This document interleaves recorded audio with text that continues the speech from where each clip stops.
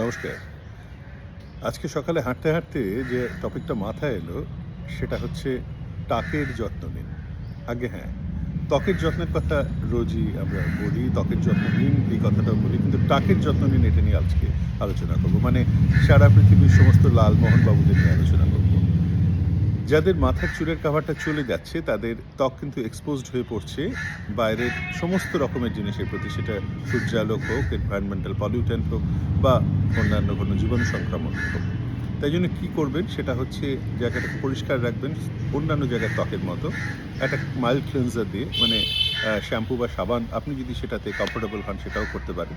পরিচ্ছন্ন রাখাটা জরুরি। যেটা ভীষণ জরুরি সেটা হচ্ছে সান প্রোটেকশন। আপনি যদি মাথায় হ্যাট বা ক্যাপ পরতে অভ্যস্ত থাকেন তাহলে ঠিক আছে, ছাতা দেওয়াটা খুব ভালো। অথবা সানস্ক্রিন, মাথায় সানস্ক্রিন মাখতে হবে।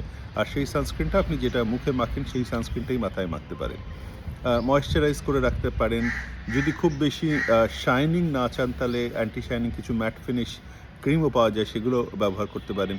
আর যদি কোথাও দানা দেখেন বা যদি কোথাও দেখেন যে খুশকি হচ্ছে বা সোরিয়াসিসের টেন্ডেন্সি হচ্ছে, তার সাথে সাথে আপনাকে ত্বক বিশেষজ্ঞের পরামর্শ নিতে হবে।